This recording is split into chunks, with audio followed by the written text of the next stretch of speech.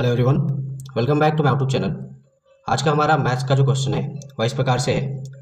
एक वस्तु को 2700 रुपये में बेचने पर उतनी ही हानि होती है जितना कि उस वस्तु को 10% लाभ पर बेचने पर लाभ होता है।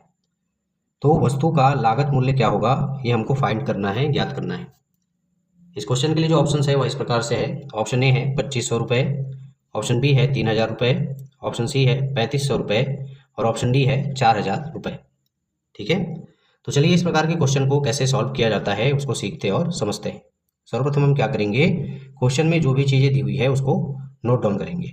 क्लियर? तो यहाँ पे मैं लिख देता हूँ, दिया है। तो क्वेश्चन में जो पहली चीज़ दी हुई है वो दिया हुआ है यहाँ पे विक्रय मूल्य। ठीक है, तो क्वेश्चन में विक्रय मूल्य बराबर कितना दिया हुआ है, तो ये दिया हुआ है हमारा 2700 रुपये या 2700 रुपये। क्लियर है? वहीं क्वेश्चन में जो अगली चीज दी हुई है वो दिया हुआ है लाभ प्रतिशत। ठीक है, तो लाभ प्रतिशत बराबर क्वेश्चन में दिया हुआ है 10%। क्लियर है?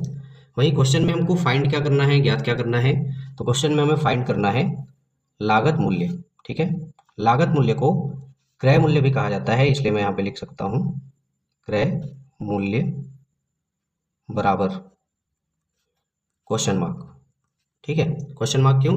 क्योंकि हमें क्रय मूल्य ज्ञात नहीं है, हमें इसकी गणना करनी है, इसे ज्ञात करना है, इसलिए क्वेश्चन मार्क।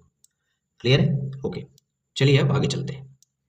ठीक है, अब देखिए इस प्रकार के क्वेश्चन को सॉल्व करने के लिए क्रय मूल्य का एक सूत्र होता है जिसका प्रयोग किया जाता है।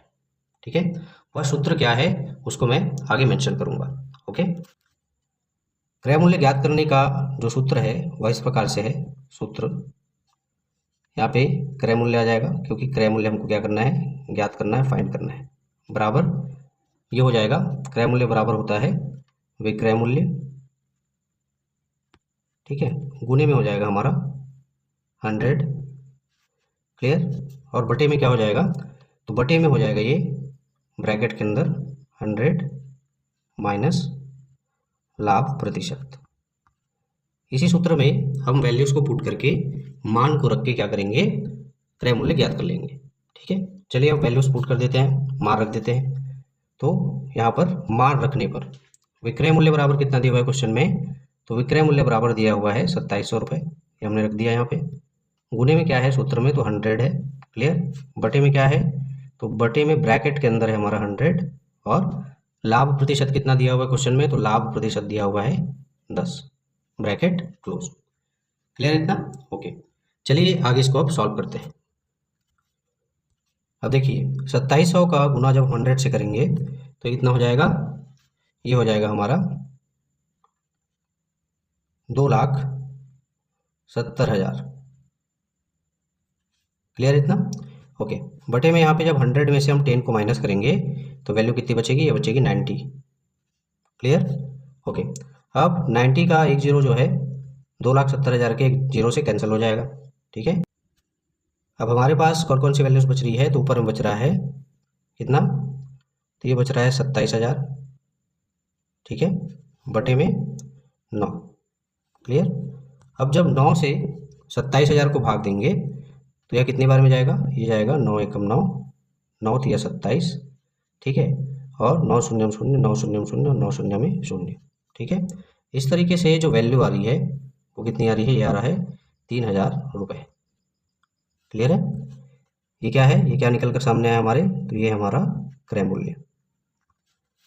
ठीक है, यही हमारे इस क्वेश्चन का आंसर है। हमें क्या ज्ञात करना था, तो हमें लागत मूल्य ज्ञात करना था, क्रय मूल्य ज्ञात करना था, जो कि कितना निकल कर आ रहा है, निकल कर आ रहा है 3,000 रुपये।